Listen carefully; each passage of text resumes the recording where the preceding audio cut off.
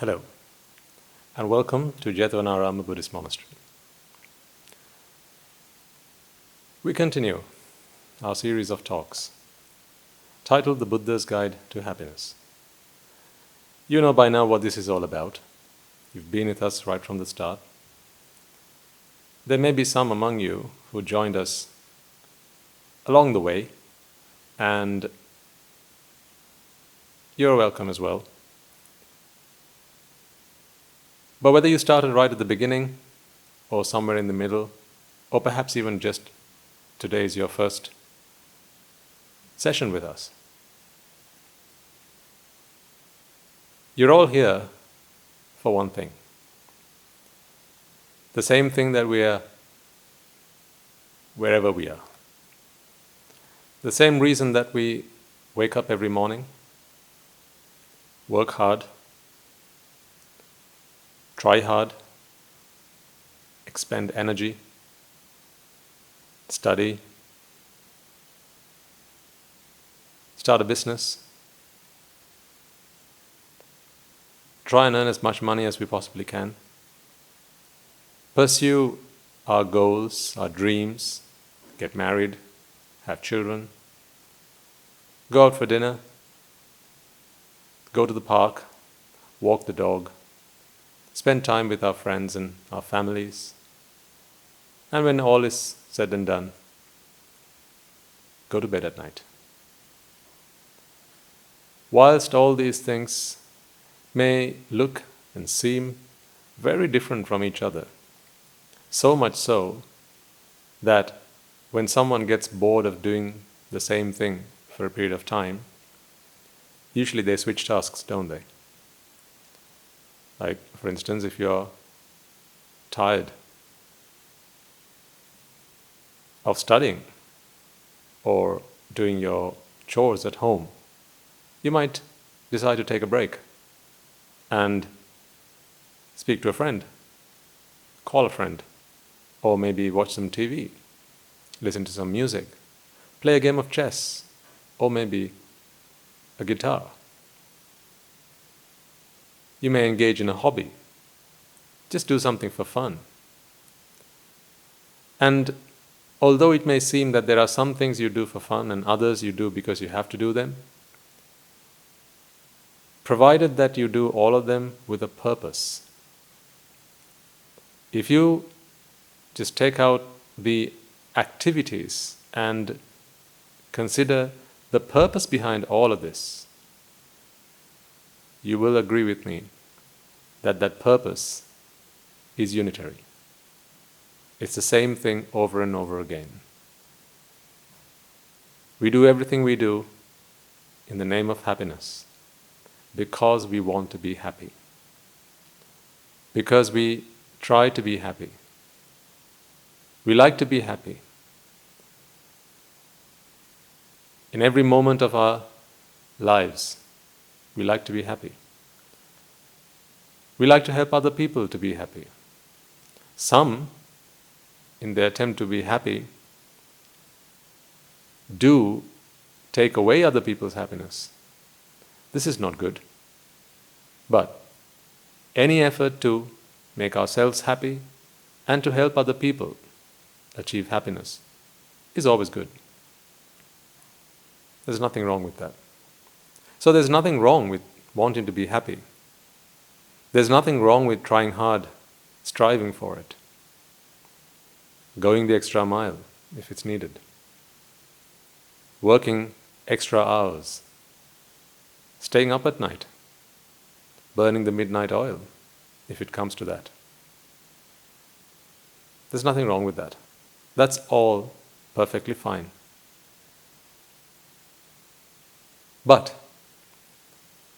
there is something that we, the Buddha, 2,500 years ago, spotted, that he thought was something fundamentally wrong in our approach to happiness.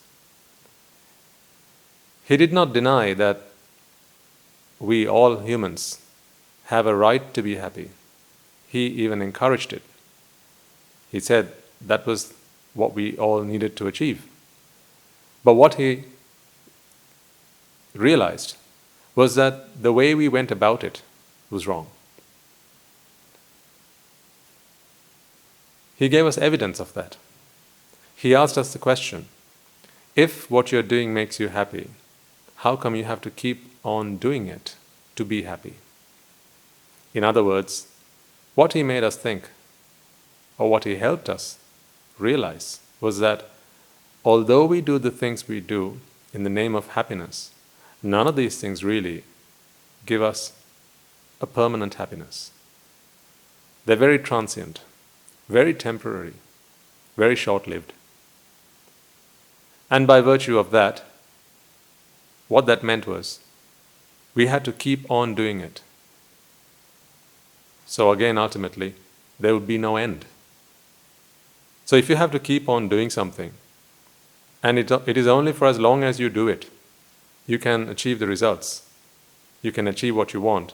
And the moment you stop doing it, then you're back to square one.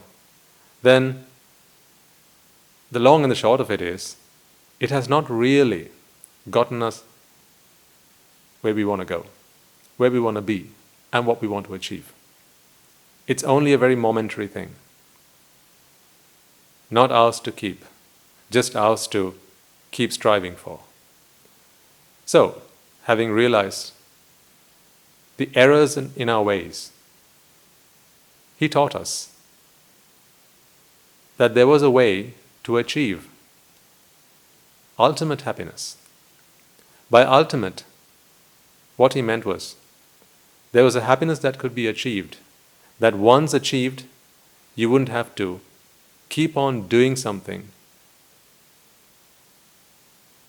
to remain in that state of happiness. So, that was a groundbreaking moment for all sentient beings, because no one ever knew, no one had ever heard of something like that. A way to be happy without having to try to be happy, a happiness that could be once achieved and forever experienced. That was unheard of until then.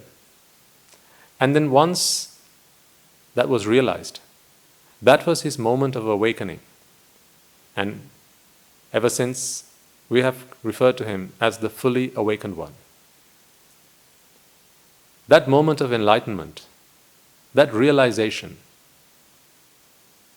he then spent 45 long years of his life preaching, teaching, sharing with every man, woman, and child, and every other sentient being who had the wisdom, who had the intellect, who had the capacity to learn, to understand, to comprehend what he had to share. Tirelessly and relentlessly, he went from land to land, most of the time on barefoot, most of the time all by himself, because he discouraged many monks to travel the same direction, because he said that way you would not be able to benefit a multitude of innocent and helpless people. When he first discharged his community of followers, the Sangha, the monks, the likes of myself who were there back then, his instruction was, Charata Bhikkhave, Charikan, Bahujana Hitaya, Bahujana Sukhaya, in his words, by which he meant, go forth, my monks.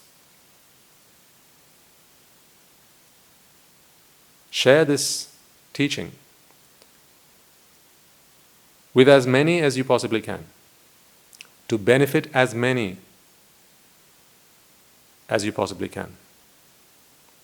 And so from that day on, we have carried his teaching with us. So we represent the Buddha and his teaching. And to this day, as our forefathers the disciples of the Lord Buddha, have done, and as my teachers have done, who, thanks to my own merits and their good grace, were ever so kind enough to pass on that gift to me, allow me to go forth, to don robes, to live behind a lay life, and embrace a life of purity, a life that is dedicated to achieving both my happiness and sharing this method, this path of achieving ultimate happiness with all, with everyone else, and with you. Thanks to all of them, today we continue to do that very thing. So, this is why at the beginning of every talk, we take a moment to reflect on our great elders, those who were there before us, those who did the very same as us but before us, and taught us that this is the livelihood that is worth living, because this livelihood enables us, pushes us forward to achieving an ultimate goal, an ultimate bliss. Again, ultimate because once you've done it, you've done it. You don't have to keep working for it. You don't have to keep striving for it. It's yours to keep. You don't have to do anything to keep it once achieved. You know there are very few things like that. With almost every other thing, every other achievement, every other goal you can imagine, once you achieve it, you have to keep working at it, to maintain it, to keep it. Whether it is a title, a rank, a job, whatever, perhaps an academic qualification, most things can be revoked, rescinded, taken back, denied, rejected. So you have to maintain either a behavior or a decorum or some other social standing to maintain that. So, unlike that, there is one thing in this world which if you do, it's yours to keep. No one can ever take it away from you. Nothing can ever take it from you. It's yours to keep forever. And that is the ultimate happiness that the Buddha taught us, and it is this path that we are walking along, treading forward in the hope of achieving it for ourselves. So before we take another step forward today on that path, let us all take a moment to pay homage to the Buddha, to our teachers, to the great elders, our forefathers, because it is their sublime and most graceful and most merciful intention to help us all achieve the very same that they did that has helped us come this far. So let us now take a moment to do just that.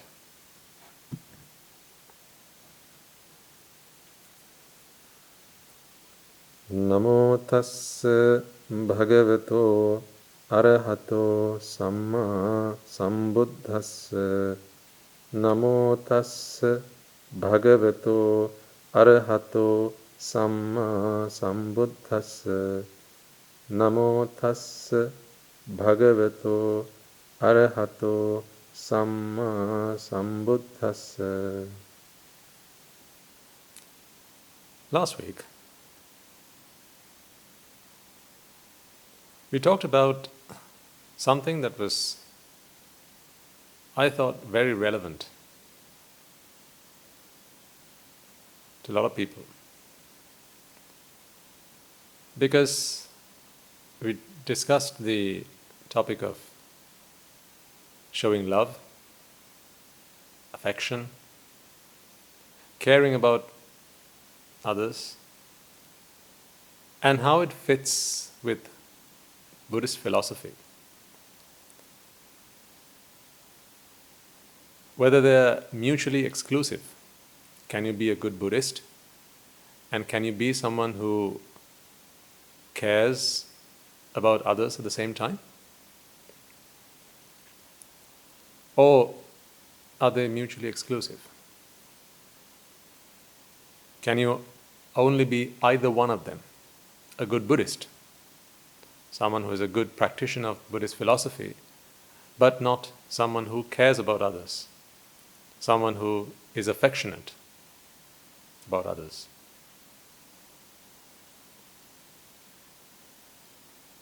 So we talked about this last week. We talked about this because I think there comes a point in your practice of Buddhist philosophy where you'll begin to ask some of these questions of yourself, and perhaps if you were here someday, then from Bhante.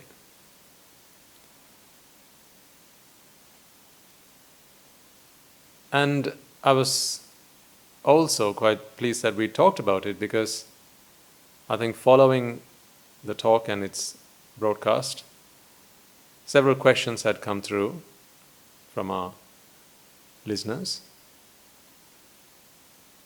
who had tried to understand the relevance between Buddhist philosophy and our duty of care, and some who might have struggled to tally the two and work out how they fit with each other. So I've got a couple of those questions, and I thought it may be useful to talk through some of them and help you make sense of all of that. One of the questions goes,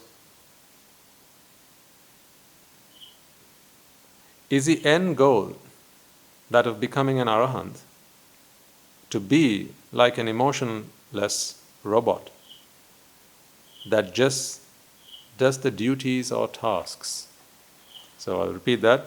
Is the end goal, I'll paraphrase that, is the end goal of becoming an arahant to be like an emotionless robot that just does duties or tasks? There was another question that was similar, and they've said, I've had this question for a long time. I'm not sure how one can show real affection and other emotions which elicit warmth of the heart, something which could be a reasonable expectation from a loved one, a family, friend, and yet not differentiate one living being from the other in terms of in terms of depth or quality of connection. I would be really grateful if I could have some clarity on this. So, really good questions. Because why are they really good questions? Now, this is important to understand as well. I know a really good question when I see one, because that question tells me that you have taken what you have heard, what you have learned from these talks into what? Into the three words I keep banging on about all the time. What is it? Into the lab of life. That's right. Into the lab of life. Because it is when you take these principles into the lab of life, you will start to come up with very poignant, very pertinent, very relevant questions that are in fact related to your practice, and that are in fact questions which, seeking answers, will help propel you forward on your journey. Because unless you take these principles into the lab of life, you will not have such questions. Other questions which come through a pure academic study will simply be those that are out of curiosity. and not so much of great relevance to your practice, to your practice of the path, and therefore not all that relevant to achieving our ultimate goal. I say this because it is something that my teachers have instilled, they have implanted this into my mind. They've always said, if ever you have a question, do make sure, do be certain that this question is relevant to the ultimate goal. Because unless it is relevant to our ultimate goal, your question is simply a question, and plenty of such questions have been asked in the past. Some may have been answered, some may have been left unanswered, but please don't bother me with such questions. And I do respect my teachers for having inculcated in my mind that principle when it comes to asking questions. And I encourage you to do the same.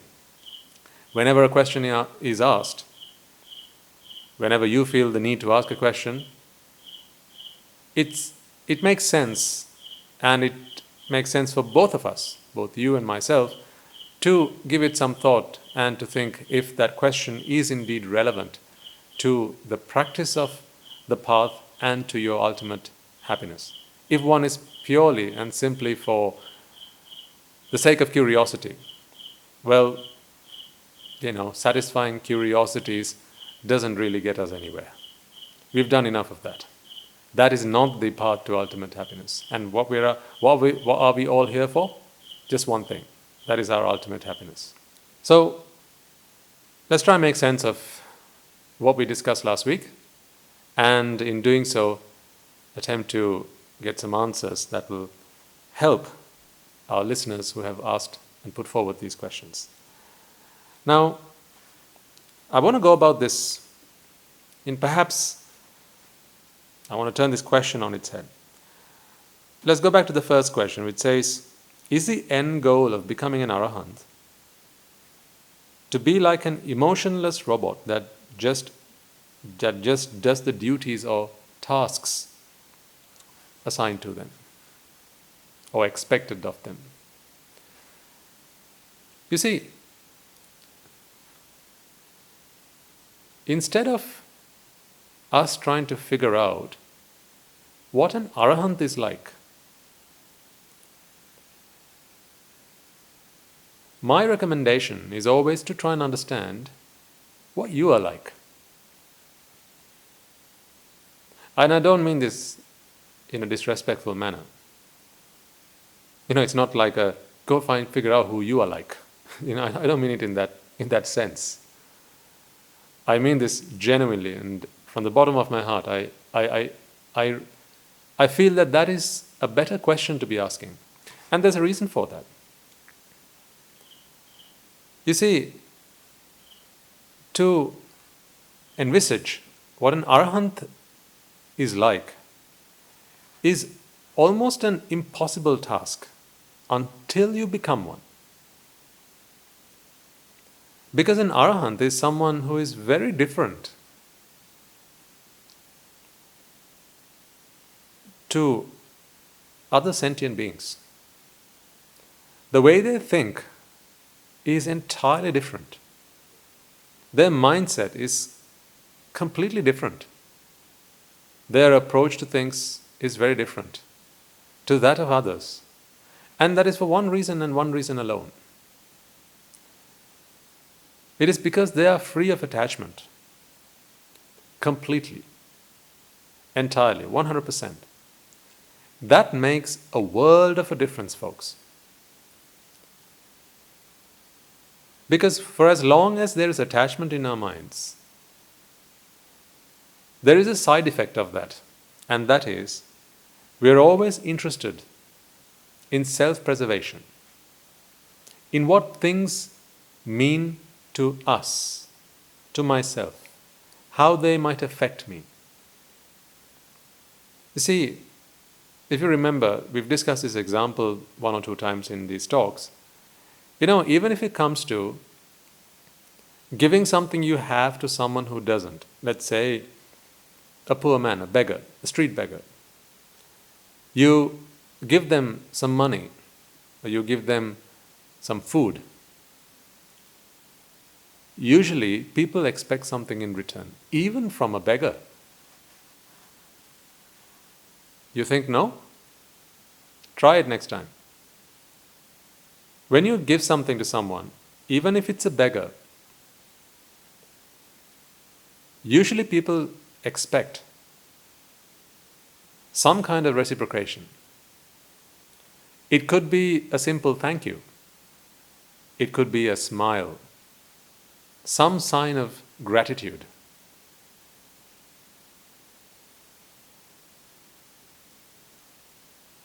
Try this out for yourself.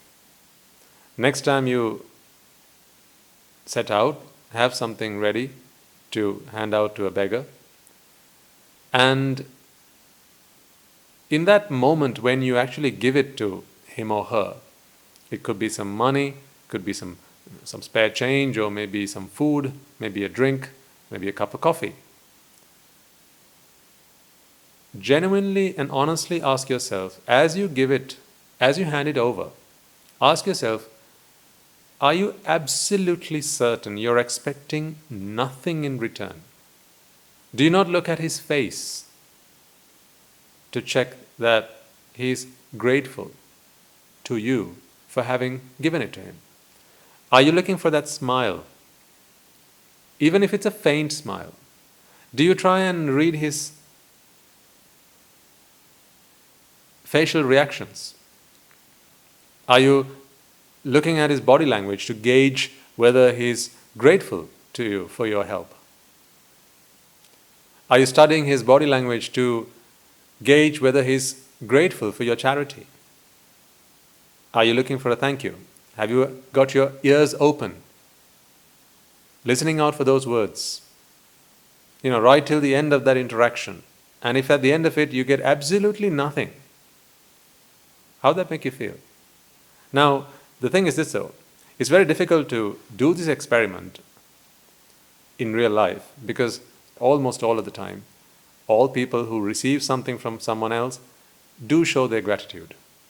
So it's very difficult to gauge how you might feel if there was no reciprocation. Having said that, there is one way you could check it though, even without faking this experiment. Do you recall how we understood pleasure? What was the principle? What was the formula of pleasure? To experience pleasure, one must first have an expectation, an attachment, and that gives rise to wanting something, which immediately creates a vexation in the mind, and then when that which is wanted, that which is desired is received, there's a relief of vexation. That relief of vexation is what you experience as pleasure. You remember this. So, whenever we experience pleasure, what does that tell us? So you can reverse engineer this, right? When you understand the makings of pleasure, what is the formula, what is the process that brings pleasure about, that gives rise to pleasure? Whenever there is pleasure, you can work your way back, reverse engineer, and find out what were the preconditions. What was there before pleasure coming into being? So, if there has to be vexation, whose relief gives us pleasure, then we know that wherever we experience pleasure, there was a vexation beforehand. No pain, no gain. Remember? And if there was a vexation, then we know that prior to that there was a wanting. And if there was a wanting, we know that prior to that there was an attachment, an expectation. Now, if there was an expectation, if there was an attachment, then it's impossible to say that that experience of pleasure was pure. Pure in what sense? I don't mean it was bad or evil. Pleasure is never pure because it's always based in attachment, based in expectation, based in a desire to satisfy oneself. I'm not saying that this is evil or vicious or anything like that. I'm just saying this is the way it is. It's not bad. I don't mean it that way. I'm not trying to say that this is bad and we're all so terrible beings for wanting to experience pleasure. That's not what I'm saying. I'm just saying this is not about good or bad, in fact. This is about, here's what's going on in our minds. My intention is simply to share with you, to enlighten you about what's going on, the science behind the workings of your mind, and then ask you one simple question.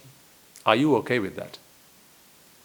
If you know that whenever you experience pleasure, there was a pain beforehand, there was a vexation, there was suffering beforehand, my question is not about the pleasure, my question is about, are you okay with the fact that you had to suffer? There was pain, there was vexation before that pleasure. You can't be okay with that, surely. No one in their sane mind is going to put their hand up and say, I don't mind pain. Because the amount of pleasure that you experience is directly proportional to the amount of suffering that you had to put yourself through, that you had to endure beforehand. And we've discussed plenty of examples to get this idea into our minds and through our heads. And you know this. So, whenever we practice charity, whenever we give something, and this is why I say, do try it out. But I really like this. I really like for you to go and do this as a field experiment. Next time you find yourself on the streets and you see a beggar or someone who needs a helping hand, someone who needs something, someone who's needy, and you've got something that you can help them with. Even if you don't normally do it, I'm just saying, do it as an experiment. If you're not the kind of person who generally gives $1 or $2 to someone, 1 or 2 quid to a beggar, then I'm just saying, if it's possible, if you find yourself in that situation, then go ahead and do it and see if your action is pure in its purest form. Now, this is a very subtle idea that I'm trying to introduce you to. It is very subtle because what I don't want you to feel is that charity is a bad thing. Charity is such a good thing. It's a tremendously good thing. I practice it every day. I do it every day. What I'm doing right now is charity. I'm giving something that I have to those who are needy of it. So I do it every day.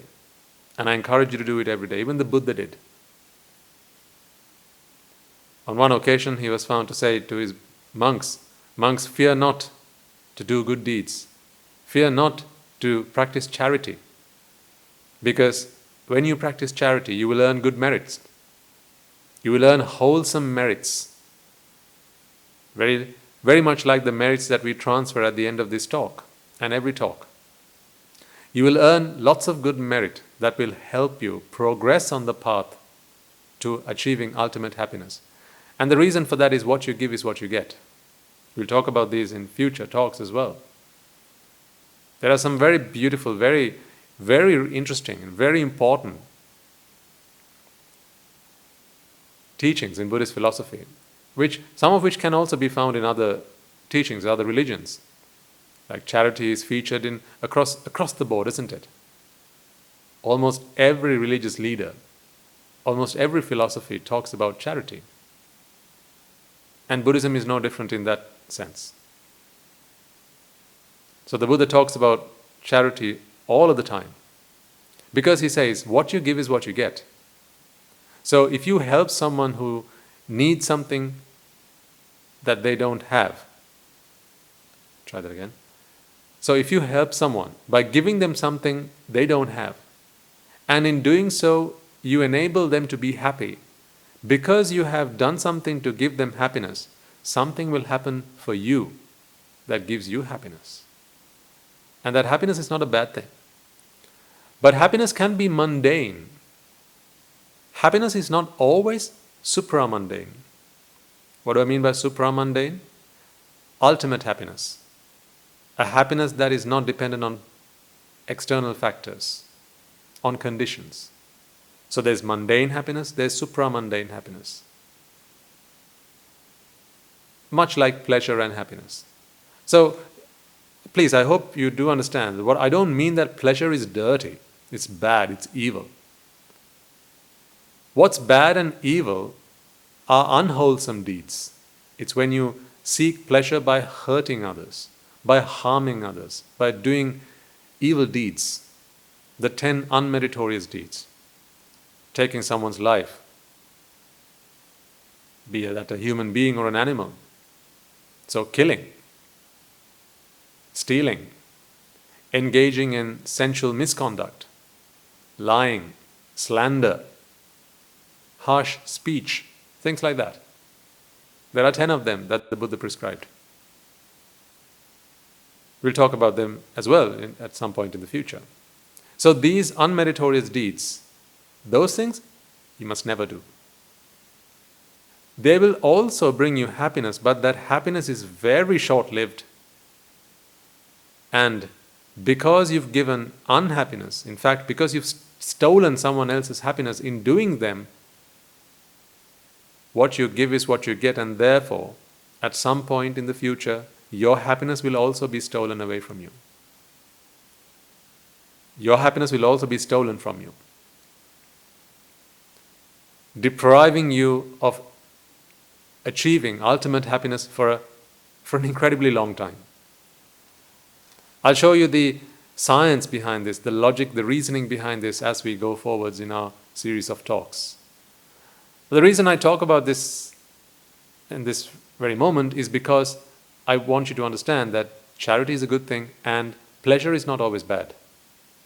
Pleasure that is sought from doing good deeds is not something to be shunned away. It's fine. It's good. It's not great, but it's good. Because what is great is if you can do something for others and not expect even pleasure in return. Not because of what happens on their end, on the receiving end. It's because of what happens within you internally. Because to the other person, it makes no difference. So if you give a dollar or two to say a $10 bill to a beggar, whether you give it for pleasure or not, it makes no difference to the other party. So the beggar is the same $10. Makes no difference. So it's not about what happens on the outside that I'm concerned with. I'm talking about what happens on the inside. Because you could give it in one of two ways. In fact, you could give it one of three ways. One, you can do it unmeritoriously, angrily, with hatred. Like, take this and just get out of here. I hate you and never come back. Right? Don't ever come in front of me again. Don't ever let me have to see your face again. Just take this and get lost. Right? That is not charity, is it?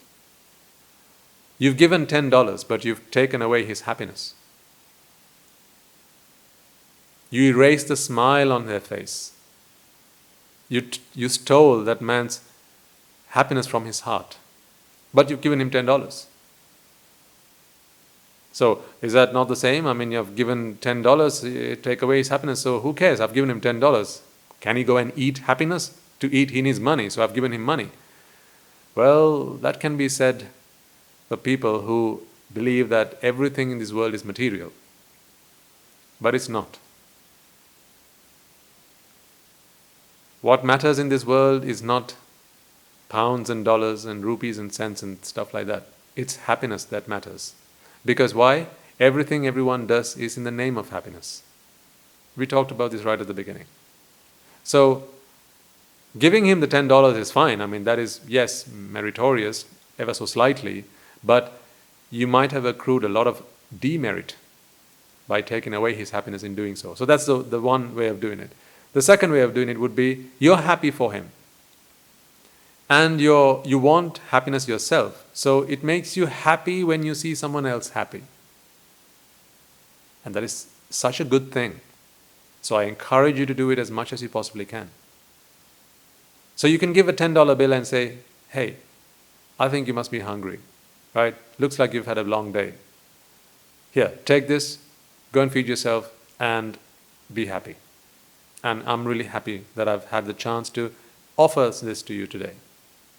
With a smile on your face, with both hands, you give it to him, and he takes it, thanks you, walks away, and you're really happy about what you've done. That you've lightened someone's load. That's a second way of giving. That's good. You did experience pleasure. Because if you take it to the surgery table and open it up, what you'll understand is there was pleasure there. Yeah, there was pleasure there. You are happy to see him happy. You are happy to see his smile. You are happy to hear him say thank you. And that happiness is based in an expectation. The expectation of, I'm waiting to hear you say thank you. I need you to be happy, because it might be that with that second way of giving, if in return he doesn't say thank you, or he says, I don't want your money, who do you think I am? I'm no beggar. I don't want your money, you keep it. Or if he might say, is that all you got? $10? Do you not have any more? $10, just a pesky $10. Is that all you can give me? Jeez. It's probably what you'll say once he said that. Right? So that kind of response, if you elicit that kind of response from your giving, chances are you're not going to be a happy bunny. Yeah? Wouldn't you agree? Or if he says, takes that $10 and go, useless, and throws it, chucks it away, how much you feel at that moment? You might feel, how ungrateful. Yeah? That's probably how you're going to feel. How ungrateful. He didn't have to do that. If he didn't want it, he could have just said, I didn't want it. Why did he have to throw it? Can you treat that man the same way you did a moment ago before he did that? Can you still smile at him and go, it's okay, sir. If you don't need it, I'll take it and I'll give it to somebody else. That's perfectly fine. I'm sorry if I upset you. I didn't mean to ruin your day. I'm terribly sorry, this is all I've got today. But maybe tomorrow, if I have some more, I can give it to you. Would you feel ready and prepared to do and say that? Not everyone would. I don't know about you, but I think chances are very slim someone would be able to do that. Why?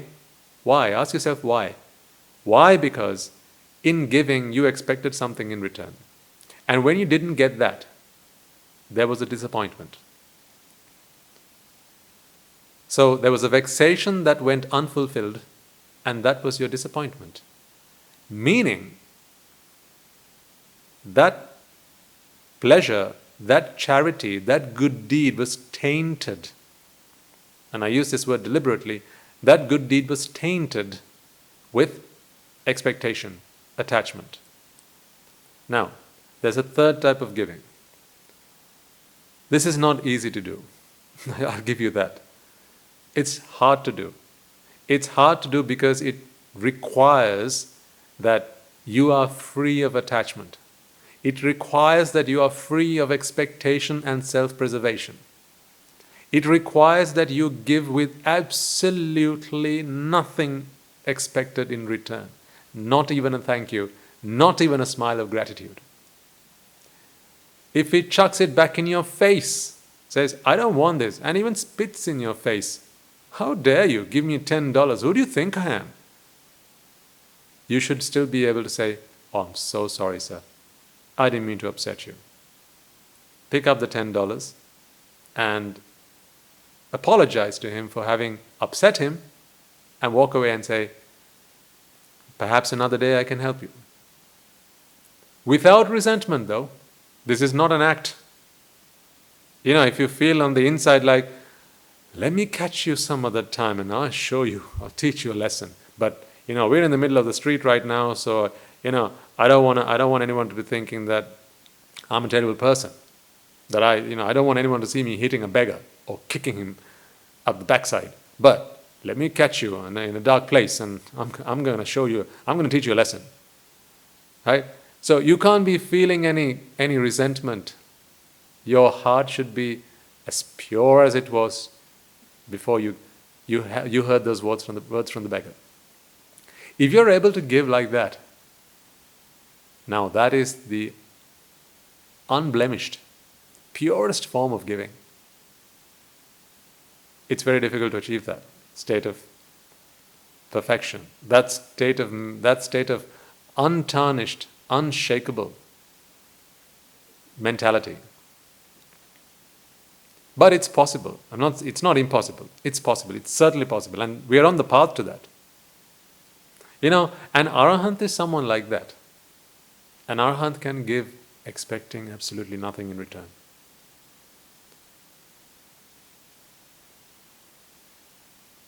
So, I pose to you the question. These questions that have come through, what is the end goal of becoming an arahant? And is it to become an emotionless robot that just goes through, the run-of-the-mill? I pose to you the question, instead of trying to understand an arahant, would it not be better to try and understand ourselves? Now, yes, you might say, well, Bhante, do we not need to understand the end goal before we start working to that? And you might have said that yourself in one of these talks. Yeah, I'll give you that. For right now, right, because this is a journey, right? We're taking one step at a time. And I'll help you figure all this out. And I was so grateful for the questions, but I'll help you figure this out along the way. Right now, I just want you to understand an arahant as someone who is free of expectations. Their charity is in its purest form. They can give, they can show affection, they can care, they can give warmth, but with expecting absolutely nothing in return. And if you don't expect anything in return, then have a think about this. It matters not who the other person is, right? Because you see, the second question there, it talked about when we show affection, real affection is the word that was used in the question, and other emotions, how can we not differentiate between two human beings, between two living beings? Can you show affection to, say, your mother the same way you could do to a stranger? Can you have a duty of care towards, say, your sibling the same way as you would to a stranger? Is there absolutely no difference? Is that even possible, that you could treat them both the same?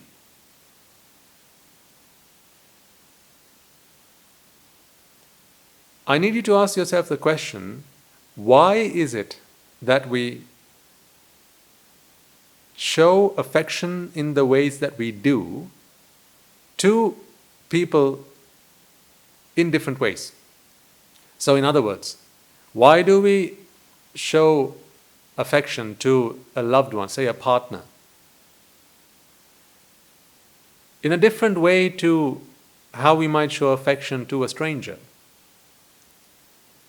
Now, I need you to think about this outside the social sort of expectations. There are, of course, you wouldn't go and hold someone's hand as you're walking down the street in the same way that you would your girlfriend or your boyfriend.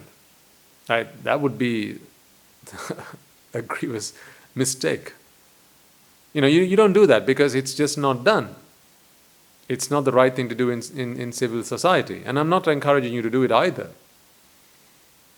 Right? But what I'm saying is, I'm talking about an internally how you feel about them. Think about why we show a great deal of affection and the way we do so to some people and not so much to others. Say your girlfriend, your boyfriend, your partner, right? You get them flowers. Why do you do that for them and you don't do it for a stranger? Think about this. I don't want you to jump to answers. I want you to take some time and think about it. Even if it takes you the entire week, I'd like you to take your time and think about it. Why? Why do we try and make them happy and not try and make strangers happy? I'll give you one reason, and I'll agree with this, no doubts there. Because they don't expect that from us. Fair dues.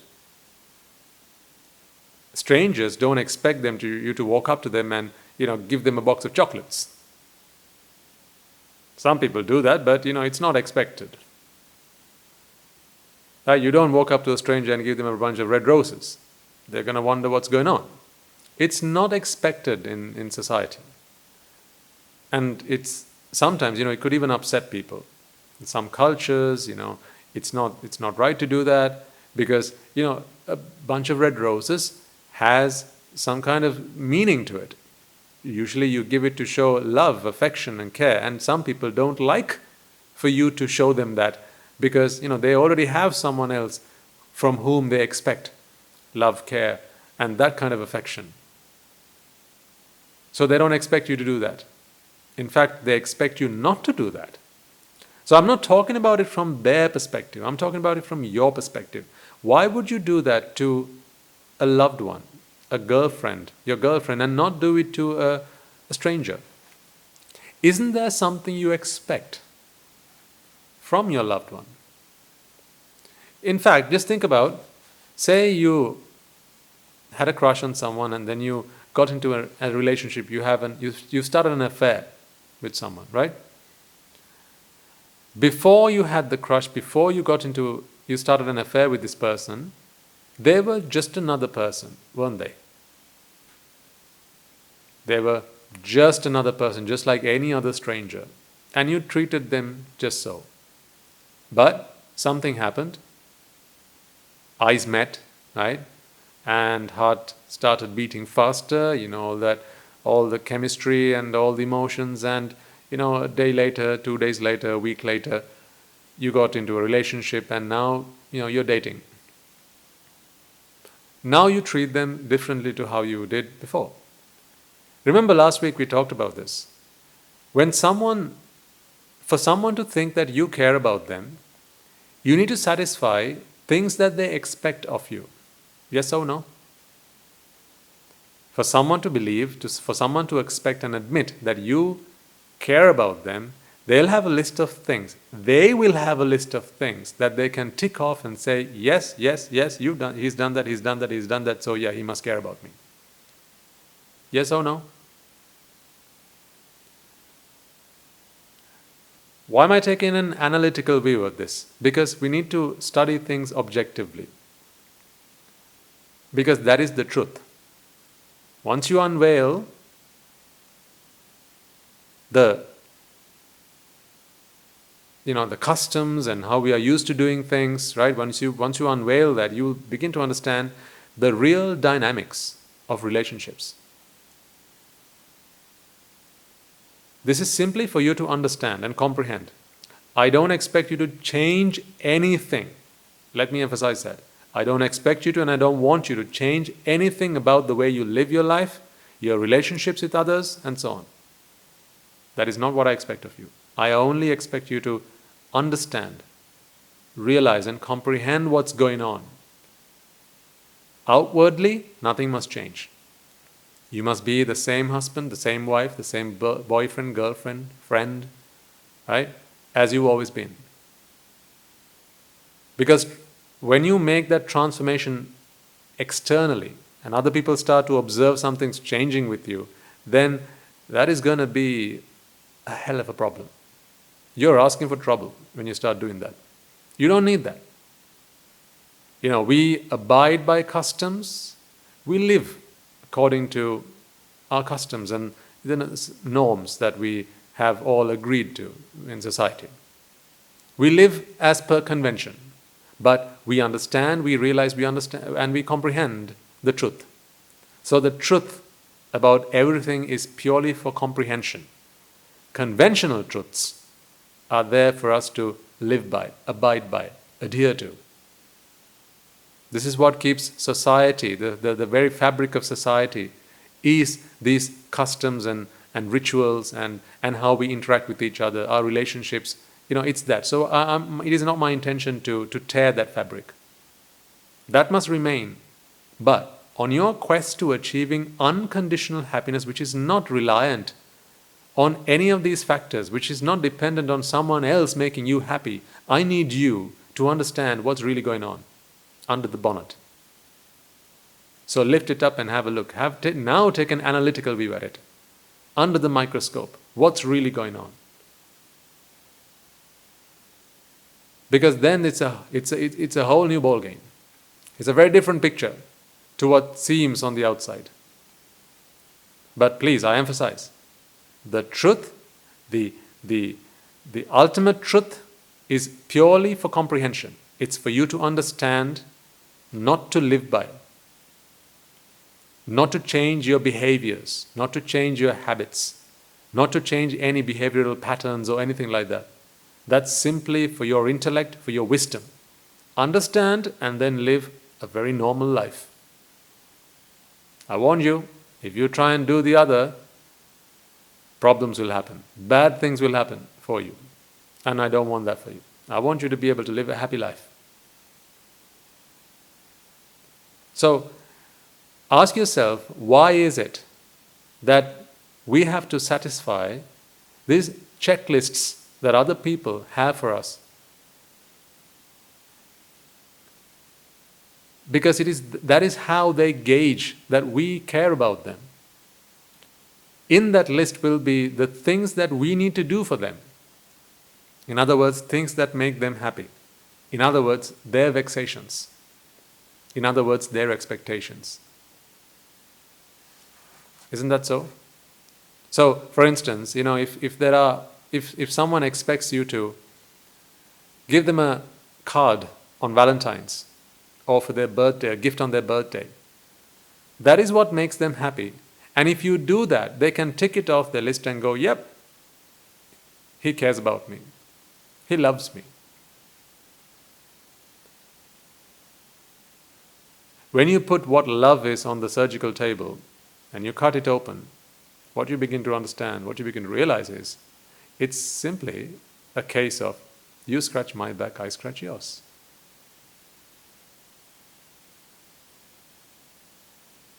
When someone says, I know you love me, would they say that if the other person did nothing that makes this person happy? So would a girl ever say to a boy, I know, darling, that you love me, if there was nothing that the guy did for her that made her happy? If there was nothing that he did that would give her pleasure, would she ever say that? I mean, normal people, would they do that? Would they say that? No. Why? Because how much someone loves me is normally measured by how much someone helps me achieve pleasure.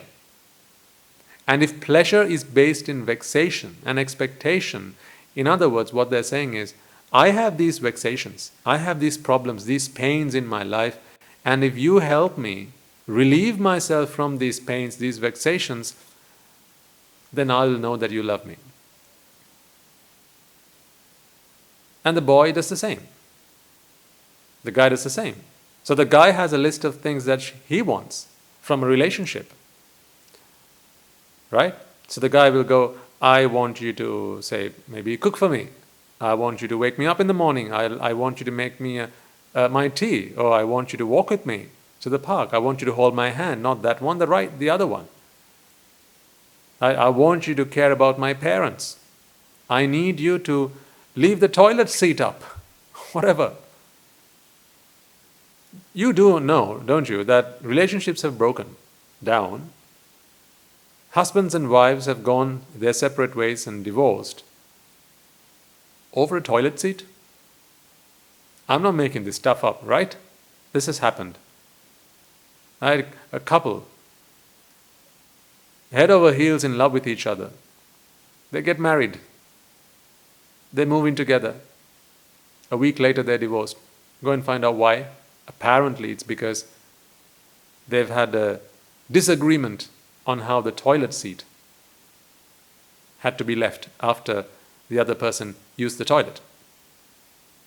In other words, there are things that make me happy and he ain't doing them. There are things that make me happy and she's not doing them. So I can no longer live with her because she doesn't love me, she doesn't care about me. If you were to make a list, you can do this as an activity, as a piece of homework, right? Make a list of what are some of the things that you expect from the people that you believe love you.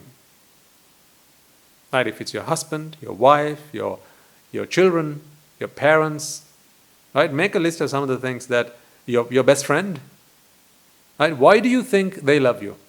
Why do you think they care about you? Why do you think that? Honestly ask yourself, why do you think that? What evidence do you have that they care about you and that they love you? You'll be able to come up with a list of things which satisfy your needs.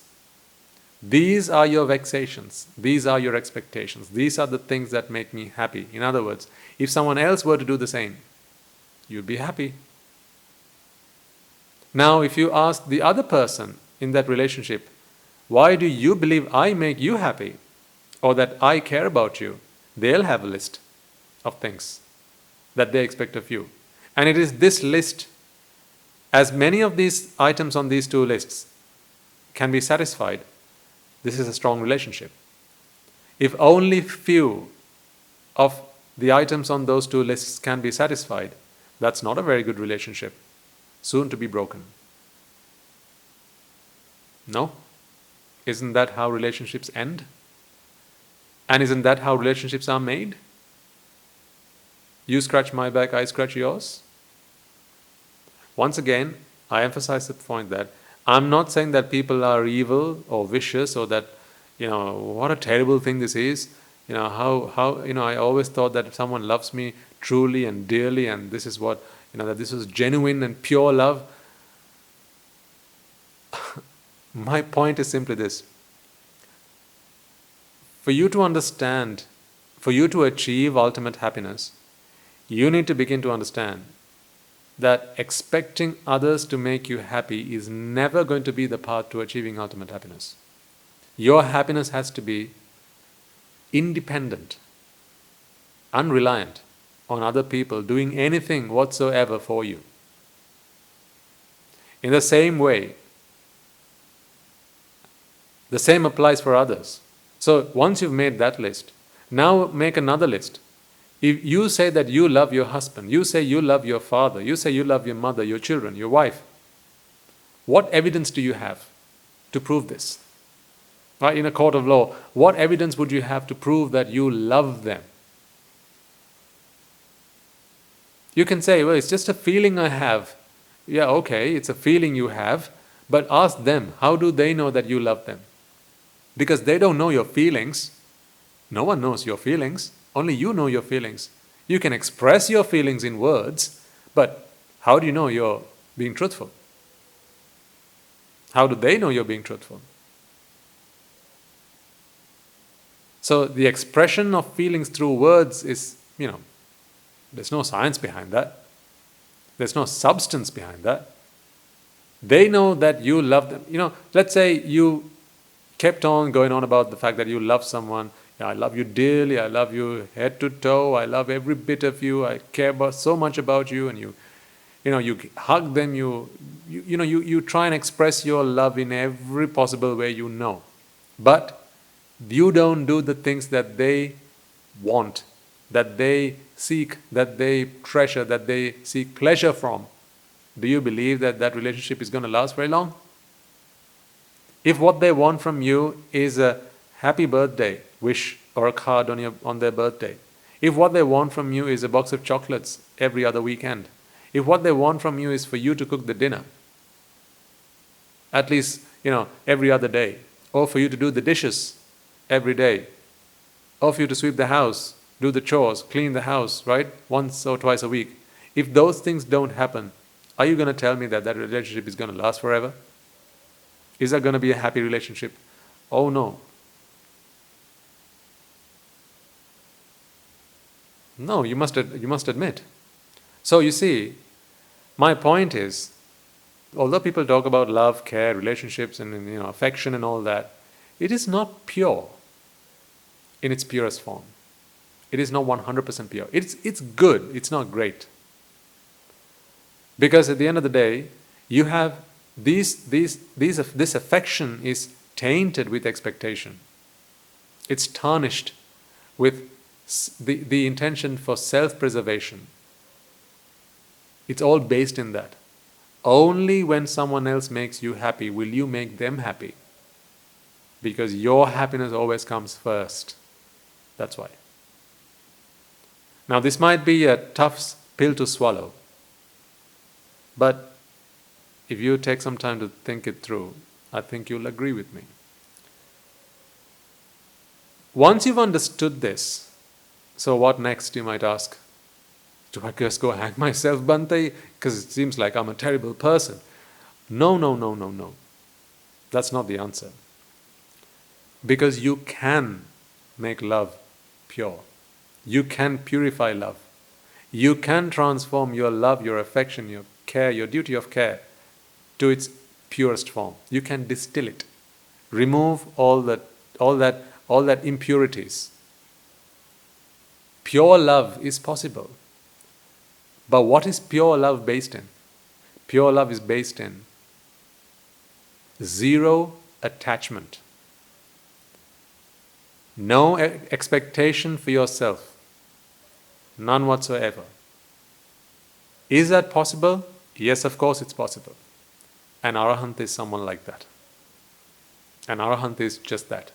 Someone who loves, who has pure love for all sentient beings. Because they have absolutely no expectations in return. Friends, relations, family, right? When you express your, as you say, the warmth of your heart, right? They have reasonable expectations from a loved one.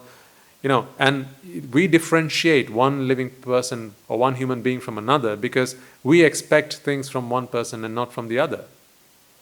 Therefore, we show more love, we show more care, we show more affection towards one person and more than the other. More for one, less for another, because we expect other things in return from them. It might not be material things, don't get me wrong. Right? You don't feed your children expecting that they will feed you one day. Might not be so. But at least seeing your children happy makes you happy. Does it not? That's why you care for them. That's why a mother feels differently about her child than she does another child. There may be some people who will disagree with me, but I'm talking about the majority. You will love your child more than you love another child. That's why when someone wants a child, they make a child instead of go and adopt a child from an orphanage most of the time. Most of the time. I don't say all of the time. Why? Are they not children just the same? There's a child who needs a mother. You need a child, well, there you go. There's a match. But no, it doesn't feel the same, does it? When a child is born out of your flesh and blood, you feel different. Why? It's because that's what makes you happy. Your child being happy. You can do the same for the other child. You can feed the child, you can breastfeed the child if you really wanted to. And you can give him a good education, bring him up and transform him to a law-abiding good citizen. But it doesn't feel the same. Why does it not feel the same? Because it doesn't tick your box. But who's an arahant? An arahant is someone who can love two children just the same. It may be that an arahant, before becoming an arahant, lives a lay life, has children, and this arahant loved his or her children more than he or she did another child, someone else's child. But upon becoming an arahant, he or she sees no difference between the two. He loves them both just the same. He fulfills his duty of care that is expected of society. As a father, there may be some duty of care, But of course, once he becomes a monk, then the duty of care changes, because society expects a different kind of behavior, different expectations from monks than they do from lay people. So that's different. But if an arahant lived at home and he was the father of the child, then he would show every affection possible to that child, but he would be able to do it the same for any other child. He would feel the same, no difference. Not feel one thing but do the same on the outside. No, he would feel the same. That's the difference I'm talking about. Is that possible? Of course it's possible. That is the path we are on, because we are on the path to achieving ultimate happiness. Happiness that is not dependent on factors, on external factors, on other people, on who they are and what they do. It's the same thing we're talking about here. To an arahant, it matters not who the other person is, what they are, what they do. So it's possible, because his happiness is not dependent on seeing someone else happy. But he will do what he can to make someone else happy. Not because in return he expects something from him, not even a smile, not even a thank you. He does not even expect that the other person has to be happy now that he has helped him to be happy. He'll just do what he knows, what he's learned, make someone else happy. Whether that actually has a positive impact on the other person or not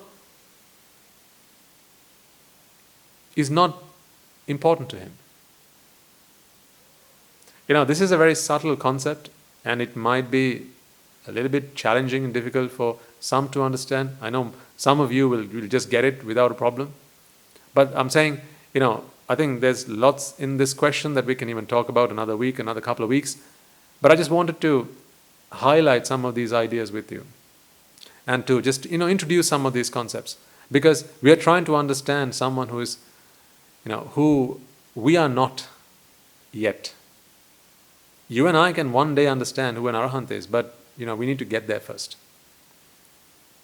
It's like, imagine a fish living in a pond all its life, and a tortoise comes and asks, "Hey fish, you alright?" The fish goes, "Yeah, where have you been, mate? Haven't seen you for some time." "Yeah, I was on land." "You were where?" "On land." "What's that?" Land. Everyone knows land, right? It's just on the other side of the water. What? Land? What's that? Exactly. Try teaching a fish what land is. Because the fish has never been there. It doesn't know what land is. But one day, if somehow a fish were able to get out of the water, some kind of physical transformation, whatever, and get out of the water and experience land, then it would know what land is all about. But until then, we need to understand who we are first, before we begin to understand who an arahant is. The end goal is important, I don't deny. Right? I agree. It is important to understand what the end goal is like. But please understand that the end goal we can only appreciate to a certain extent at this moment in time. And to understand who an arahant is, for the time being, I suggest, let's understand an arahant as being someone who is free of attachment, free of any expectation for self-preservation, free of any expectation for his own happiness from any of the things he does or he says to and with others. Because there's zero attachment. His happiness is already and always with him. He doesn't need to do anything to make himself happy. Therefore, he has no expectation of others or the world he lives in. The world can shower him with flowers or hit him with stones, makes it no difference to his life. Doesn't take away a modicum of his mental happiness. It'll hurt him if you hit him with stones. It'll cut him just the same way it would cut you and I. That would be physically painful, but not mentally. It is unshakable. That is the kind of person an arahant is. They're human just like you and I. It's just a transformation in the way they think. Their mental approach to things is what's different. So, are they like a robot? In some ways you could say, perhaps.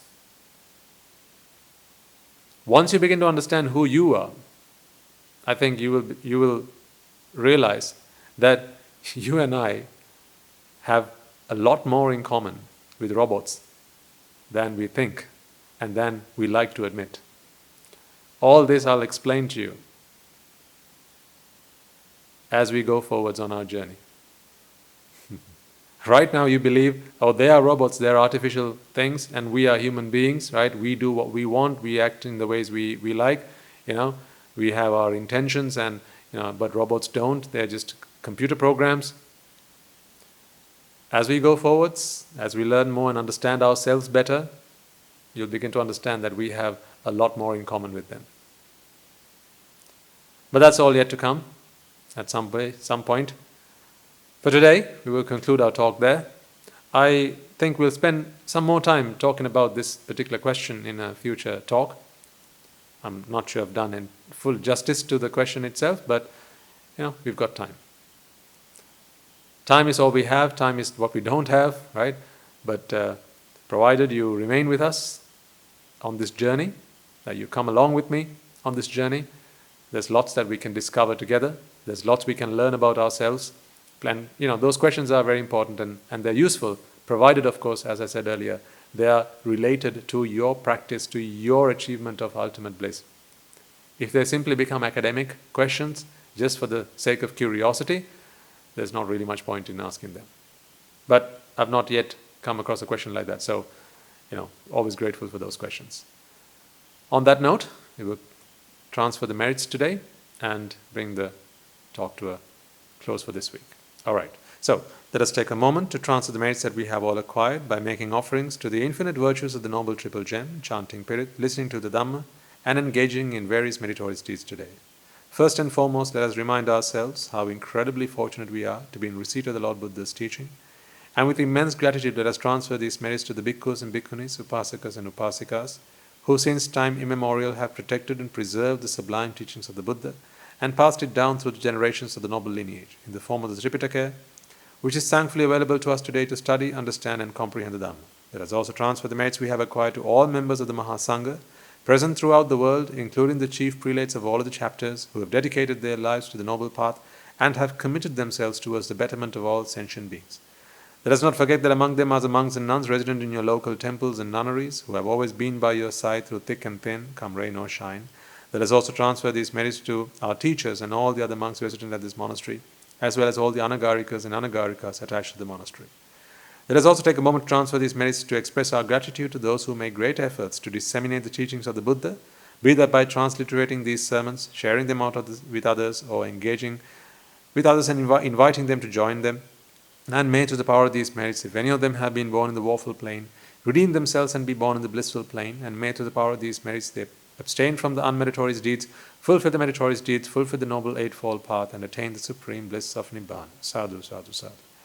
Let us also transfer the merits we have acquired to our devotees, friends of the monastery, who for the sake of merits continue to sustain the Mahasangha.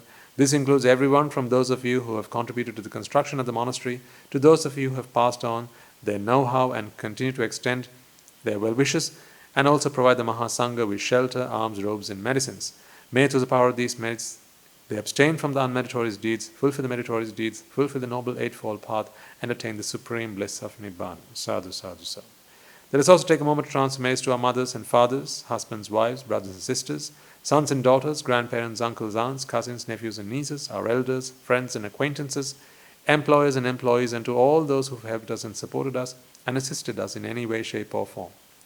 By the power of these merits, may they be healed of any physical and mental ailments and overcome any obstacles to their spiritual progress. May they abstain from the unmeritorious deeds, fulfill the meritorious deeds, fulfill the Noble Eightfold Path, and attain the Supreme Bliss of Nibbana. Sadhu, sadhu, sadhu. Let us also take a moment to transfer merits to the Devas and Brahmas, spirits and demons, primarily the Sakadeva, as well as all the numerous gods and deities who are committed to protect and fulfill the Sambuddhasasana.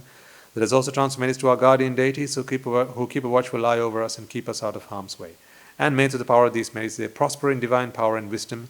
May they abstain from the unmeritorious deeds, fulfill the meritorious deeds, fulfill the Noble Eightfold Path, and attain the Supreme Bliss of Nibbana. Sadhu, sadhu, sadhu.